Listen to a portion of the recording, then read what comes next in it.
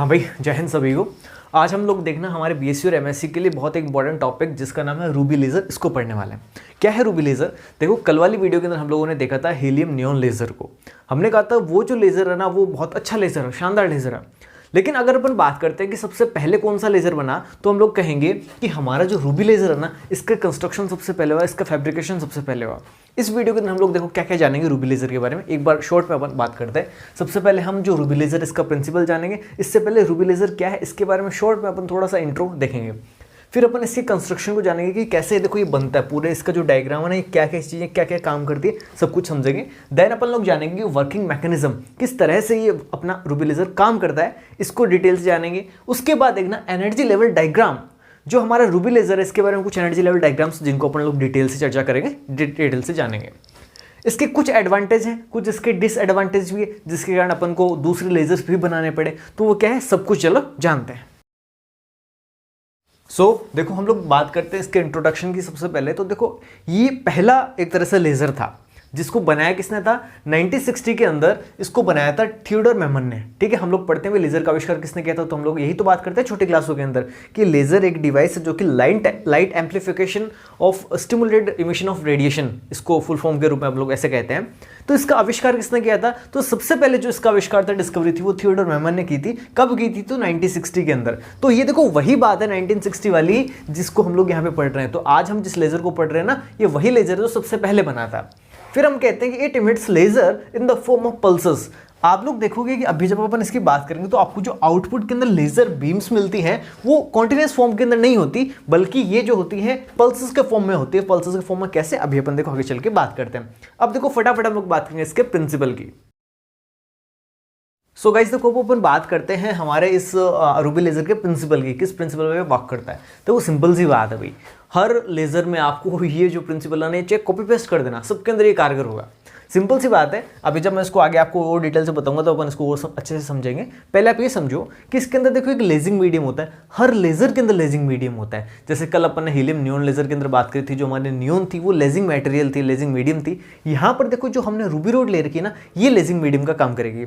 अब देखो ये सॉलिड स्टेट के फॉर्म में, सॉलिड फॉर्म में ना, इसलिए इस लेज़र को हम लोग सॉलिड स्टेट लेज़र भी कहते हैं, जिसको मैं आगे आपको बताऊंगा भी। अब देखो फिलहाल हम बात करें, ये जो आपकी रूबी रोड है ना, ये लेजिंग मीडियम का काम कर रही है। तो करेंगे क्या अपन कि यहाँ पे आपका देखो एक जेनॉन बल्ब, आपको जेनॉन फ्लैश ट्यूब आपको दिखाई दे रही है, लैंप बोल दो चाहे ट्यूब बोल दो इसको।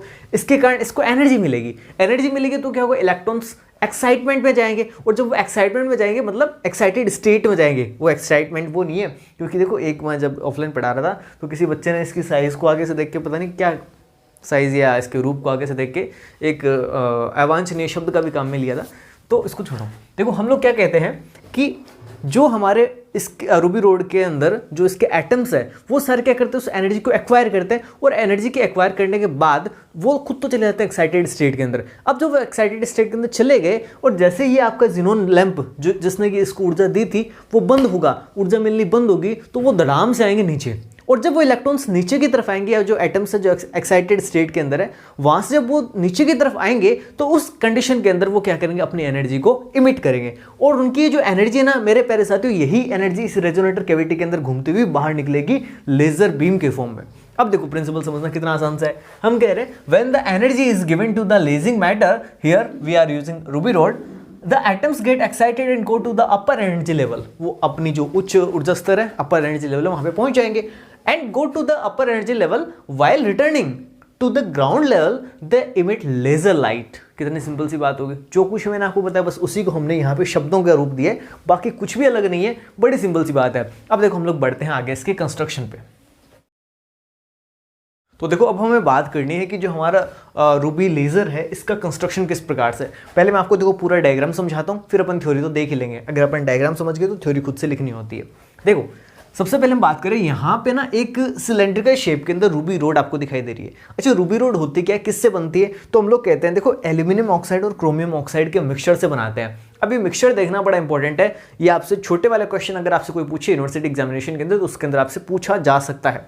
सुनना, एल्यूमिनियम ऑक्साइड और क्रोमियम ऑक्साइड जो है इनसे मिलकर बनती है आपकी रूबी रोड। अब इसके अंदर देखना, वास्तव में ये कंप्लीटली है तो एल्यूमिनियम ऑक्साइड ही, लेकिन इसमें बहुत ही थोड़ी सी मात्रा में, और थोड़ी मात्रा कितनी, 0.05% ओनली ये मिलाई जाती है अशुद्धि किसकी, आपके क्रोमियम ऑक्साइड की मिलाई जाती है, ध्यान रखना। तो ये है आपकी रूबी रोड। देखो रूबी रोड जो है ना असल में ये लेजिंग मीडियम का काम करती है। फिर हम बात करते हैं, देखो चूंकि रूबी रोड एक सॉलिड मटेरियल है, इसलिए इस प्रकार का ये जो आपका लेजर बना हुआ आपको दिखाई दे रहा है, इसको हम लोग बोलते हैं सॉलिड स्टेट लेजर। इसको मैं शॉर्ट में कह सकता हूं, ये क्या है, SSL, सॉलिड स्टेट लेजर है। तो अगर आपसे कोई पूछे कि निम्न में से कौन सा सॉलिड स्टेट लेजर है, which of these are solid state laser, तो उसके अंदर से एक ये जो आपका ऑप्शन होगा वो डेफिनेटली सॉलिड स्टेट लेजर होगा, क्योंकि खुद ही ये सॉलिड स्टेट में जिस भी लेजर के अंदर जो आपका लेजिंग मीडियम है, लेजिंग मटेरियल है, वो जिस भी फॉर्म में होगा उस लेजर का नाम उसी के नाम से होगा, ठीक है, ये सॉलिड लेजर। अब देखना ये जो आपकी रूबी रोड है, ये तो खुद तो बेलनाकार है, सिलेंड्रिकल शेप के अंदर है। अब इसके देखो दोनों सिरों के ऊपर अपन ने 2 मिरर्स लगा रखे हैं। वही बात, हमारा जो M1 मिरर है वो फुल्ली रिफ्लेक्टिंग होगा, और हमारा दूसरा जो M2 मिरर है वो पार्शियली रिफ्लेक्टिंग होगा। ये अपन हर लेजर के अंदर पढ़ते हैं, तो ये तो कोई नई बात है ही नहीं।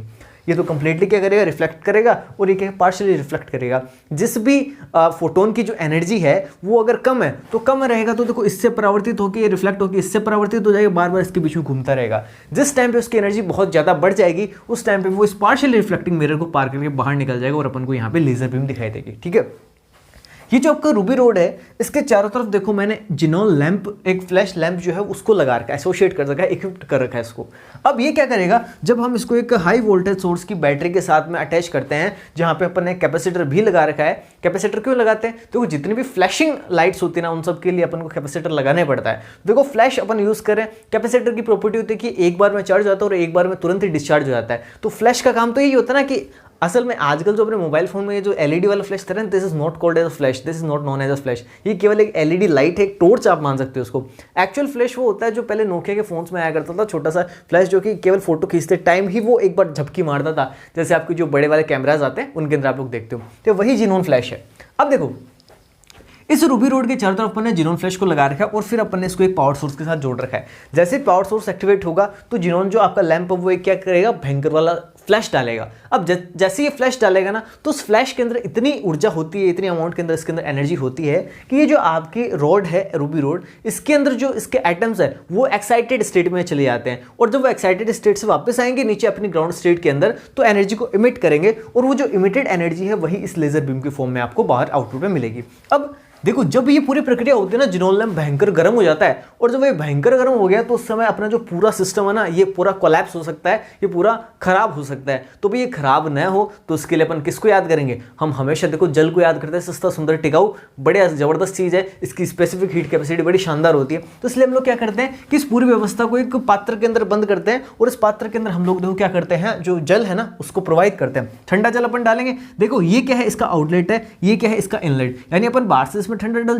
डालेंगे तो वो अंदर जाएगा, अंदर की जो हीट है उसको ऑब्जर्व करेगा, और वापस से वो हॉट होकर बाहर निकलेगा। और यहाँ पे यहाँ पे बीच में कहीं पर फ्रीजर लगा देते हैं, रेफ्रिजरेटर लगा देते हैं, वो क्या करता है, इस पानी को फिर से ठंडा करता है, और फिर से इसको अपन भेजते हैं अंदर। तो इस प्रकार का लेजर होता है। अच्छा, इस में ध्यान रखना, ये जो आपकी ट्यूब आपको दिखाई दे रही है ना, लेजर वाली रूबी रोड जो आपको दिखाई दे रही है, इसकी जो लेंथ होती है वो 5 सेंटीमीटर के अप्रोक्स होती है। और इसकी अगर मैं बात करूँ ना, जो इसकी मोटाई है, इसके अगर डायमीटर की अगर मैं बात करता हूँ, तो ये आपको मिलती है कितनी, 0.5 सेंटीमीटर। कहाँ गया, ये रहा, देखो यहाँ पे मैंने लिख भी रखा है। अब फटाफट देखो पढ़ते हैं, आपको एग्जाम में क्या लिख कर रहा है ना उसको देखो, इसका स्क्रीनशॉट ले लिया करो भाई, ये आपके लिए नोट्स हैं। कंस्ट्रक्शन के अंदर क्या है, the ruby laser consist of a 5 centimetre long ruby rod which has a diameter of 0.5 centimetre. वही बात जो अपन ने अभी भी करी है। इसके बाद हम कहते हैं 2 reflecting mirrors M1 and M2 are placed in both the sides of the ruby rod. अपन ने अभी भी देखा कि जो रूबी रॉड इसके दोनों साइड में अपन ने दोनों M1 और M2 मिरर लगा रखे। फिर हम बात करते हैं where mirror M1 is fully reflecting and M2 is partially reflecting, a xenon flash lamp is equipped with the ruby rod। इतनी बातें अपन को लिखनी है, ये हमारी कंस्ट्रक्शन होगी। अब देखो फटाफट बात करते हैं इसके मैकेनिज्म की। तो मैंने पूरी मैकेनिज्म तो आपको बता दी, इस कंस्ट्रक्शन के अंदर ही मैंने आपको पूरी मैकेनिज्म बता दी। अब केवल ये देखना है कि मैं एग्जाम में क्या लिख रहा हूँ, तो देखो वो फटाफट आपके लिए लिखता हूँ, फिर अपन बात करेंगे इसके एनर्जी लेवल डायग्राम के अंदर क्या अपन बनाएंगे। हाँ भाई, तो देखो हम लोग लगभग अंतिम पड़ाव के देखो चलने के लिए तैयार है। अभी बात करते हैं, देखो फटाफट से हम लोग मैकेनिज्म या इसी को हम लोग बोलते हैं इसकी वर्किंग। देखो सिंपल सी है, क्या कहेंगे अपन, कहते हैं वही बात तो मैंने सारी बताई दी। When the power supply is turned on, the xenon lamp emits light to the ruby rod। जैसे अपन ने पावर सप्लाई को देखो यहाँ से ऑन किया तो ये जो आपकी रूबी रोड है इसने क्या किया, लाइट जो उसको इमिट करना स्टार्ट किया। अब इसके पास भाई बहुत भयंकर मात्रा में एनर्जी है, तो अपन क्या बात करेंगे, the atoms of ruby rod get excited and when they return back to their ground state they emit photons. अब जैसे ही आपके जो एटम्स है रूबी रोड के वो एक्साइटेड हो जाएंगे, और जब वो एक्साइटेड स्टेट से वापस से अपने ग्राउंड स्टेट में आना चाहेंगे then they have to release the energy which they have achieved while going to the excited levels, है ना, फिर उसको इमिट करेंगे। These photons continuously get energy in the resonator cavity and then comes out as a laser pulses।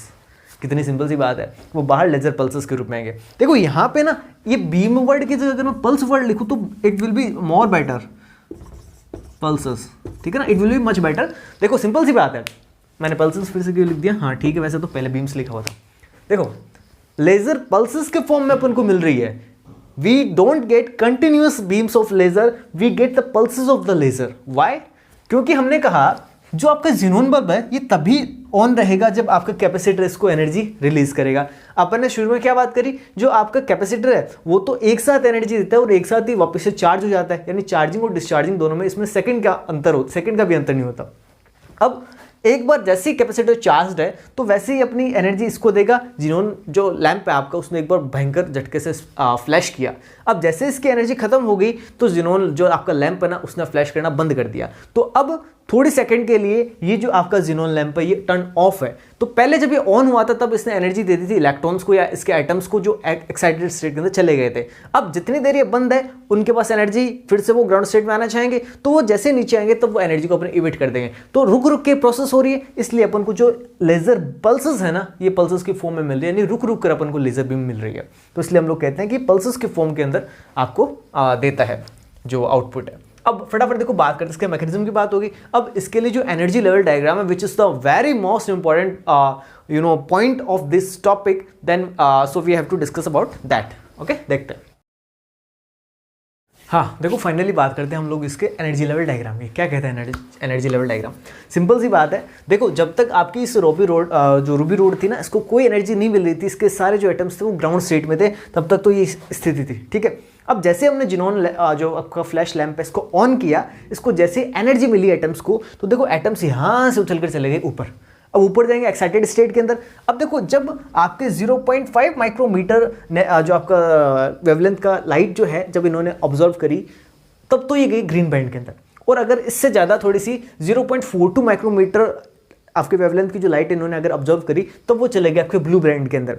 देखो ये colour है, वास्तव में जो आप रियल कलर अपन देखते हैं ना वही है जो अपन समझते हैं ना कि प्रकाश 7 रंगों से मिलकर बना होता है, तो हर रंग की वेवलेंथ भी अलग अलग होती है, तो उसके अकॉर्डिंग ये देखो अलग अलग बैंड में चले गए। अब देखो चले तो गए, अब जैसे आपका जिनोन जो फ्लैश लैंप है ये बंद होगा, मैंने अभी भी आपको बताया जैसे ये टर्न ऑफ होगा तो वैसे वापस से अपने ग्राउंड स्टेट में आना चाहेंगे। अब देखो जब ये ब्लू बैंड और ग्रीन बैंड है यहाँ से जब ये वापस अपने ग्राउंड स्टेट की ओर जब चलेंगे तो बीच में आपको एक अलग एनर्जी का लेवल मिलेगा जिसका नाम है 2E energy level.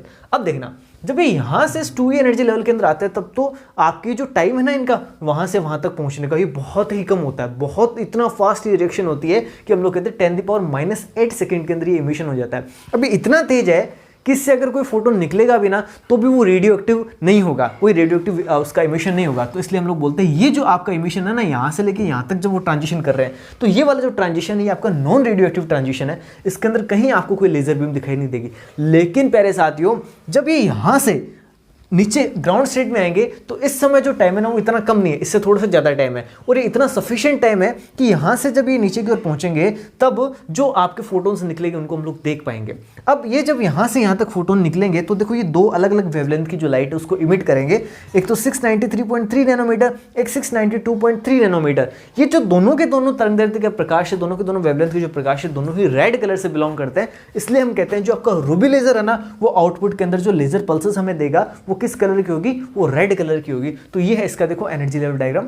It is so simple as your cup of tea. कितनी सिंपल सी बात है, इससे आसान कुछ हो नहीं सकता। और इसमें भी देखो अगर किसी के नंबर कटते हैं तो फिर नाजायज बात है ये। अब देखो फटाफट हम लोग बात कर लेते हैं इसके एडवांटेज और डिसएडवांटेजेस की, ठीक है। सो अब देखो लास्ट में अपन को बात करनी है जो हमारे रूबी लेजर इसके एडवांटेज क्या है और उसके डिसएडवांटेज क्या है। देखो चूंकि आपको पता है कि कोई भी चीज़ सबसे पहले जब नई नई बनती है, नई नई कोई टेक्नोलॉजी होती है तो वो इतनी एडवांस नहीं होती, टाइम के साथ साथ उसके अंदर बहुत सारे इंप्रूवमेंट्स होते हैं और वो बहुत ज़्यादा एडवांस जाके बनती है। लेकिन शुरुआत होना अपने आप में एक बड़ी बात होती है। तो अगर अपन बात करें ना जब इसके एडवांटेज की, तो कोई उसके खास एडवांटेज नहीं है, इसके डिसएडवांटेज आपको बहुत सारे मिलेंगे। क्योंकि सबसे पहली डिवाइस थी, इससे पहले किसी ने बनाया नहीं था, तो डिसएडवांटेज होने थे जायज़ थे इसमें। तो एडवांटेज की जब हम बात करते हैं तो मैं कहता हूँ it is a good source of pulse laser beam. हाँ ठीक है, जो पल्स के फॉर्म में अगर आपको लेजर चाहिए तो उसका एक अच्छा स्रोत है ये, लेकिन रिलायबल बिल्कुल भी नहीं है। तो अपन अगर इसका एडवांटेज कुछ बताना चाहें तो अपन ये इसका बता सकते हैं, but it is not as reliable as the advance equipments are. It is easy to construct. देखो सबसे पहला ये बना था, तो जो सबसे पहली कोई डिस्कवरी होती है तो बिल्कुल से इतनी कॉम्प्लेक्स नहीं होती, बड़ी सिंपल होती है, तो it is easy to construct. फिर अपन बात करते हैं इट एम्प्लॉयज ऑप्टिकल पंपिंग। इसके अंदर ऑप्टिकल पंपिंग होती है, अभी भी अपन ने देखा लाइट के थ्रू पंपिंग हो रही है। अच्छा ऑप्टिकल पंपिंग क्या होती है और इलेक्ट्रिकल पंपिंग क्या होती है, इसके बारे में पता तो है ना? अगर नहीं पता ना तो मैंने पिछली वीडियो में भी आपको बताया था, दोबारा से बता रहा हूँ, मैंने इसके लिए एक डेडिकेटेड वीडियो बना दी है। ऊपर देखो वहाँ पे घंटी, आई का एक बटन, घंटी का तो नहीं, आई का आपको एक बटन दिख जाएगा। तो जैसे आई का बटन है उस पर क्लिक करके आप लोग ये समझ सकते हो कि क्या ऑप्टिकल पंपिंग होती है। बहुत सारी टर्मिनोलॉजी है, खाली 2 टर्मिनोलॉजी नहीं, बहुत सारी टर्मिनोलॉजी है। किसको हम लोग लेजिंग मीडियम कहते हैं, ठीक है, क्या रेजोनेटर कैविटी होती है, ये जो मिरर से ऐसा क्यों हम लोग रखते हैं, ये सारी बातें मैंने आपके लिए वहाँ पर कर रखी है। आगे बढ़ते हैं, जब अपन बात करते हैं इसके डिसएडवांटेजेस की, तो हम लोग कहते हैं भाई बहुत सारे। We don't get continuous laser beam, ये इसका एक डिसएडवांटेज है। मान लो कि मुझे लेजर के जरिए कोई सर्जरी करनी है जिसके अंदर मुझे कंटिन्यूस लेजर बीम चाहिए, तो मैं इसका यूज़ वहाँ पे नहीं कर सकता क्योंकि तो पल्सेस के फॉर्म में दे रहा है। फिर अपन बात करें इट रिक्वायर्स कूलिंग अपरेटस। अभी भी हमने देखा कि भाई ज़ेनॉन फ्लैश लैम्प तो बहुत भयंकर गर्म होता है, और अगर इतना गर्म रहेगा तो इसकी जो परफॉर्मेंस है उसको डेफिनेटली इफेक्ट करेगा। तो इसलिए हमें इसके लिए कूलिंग जो अरेंजमेंट है वो लगाना पड़ा, तो ये ऐसा करना पड़ता है। तो ये बढ़िया बात नहीं है ज़्यादा हुई है। Solid state material have some impurities that may effect the performance of the complete apparatus. देखो सिंपल सी बात है, ये सॉलिड स्टेट है, इसमें परमाणु है, बीच में बहुत सारी अशुद्धियाँ भी है। तो जब अपन बात करेंगे ना इससे लेज़र बीम अपन जब प्रोवाइड करने की बात करेंगे तो इसके अंदर जो इम्प्योरिटीज़ है ना वो डेफिनेटली इसकी जो परफॉर्मेंस है ना उसको इफेक्ट करेगी। तो इसलिए हम लोग कहते हैं कि ये सॉलिड स्टेट लेजर, और हर सॉलिड स्टेट लेजर में ऐसा होता है कि उसके अंदर जो इम्प्योरिटीज़ होती है वो डेफिनेटली उसकी परफॉर्मेंस को इफेक्ट करती है। तो साथियों बस ये था आज की इस वीडियो के अंदर हमने लोगों ने देखा जो आपका रूबी लेज़र है वो कैसा होता है, किस तरह से काम करता है, क्या उसका वर्किंग प्रिंसिपल होता है, क्या मैकेनिज्म है, क्या उसका डायग्राम है, क्या एनर्जी लेवल डायग्राम्स है, उसके सब कुछ हमने देखा है। अगर देखो वीडियो पसंद आ रही है तो प्लीज़ लाइक कर ही देना।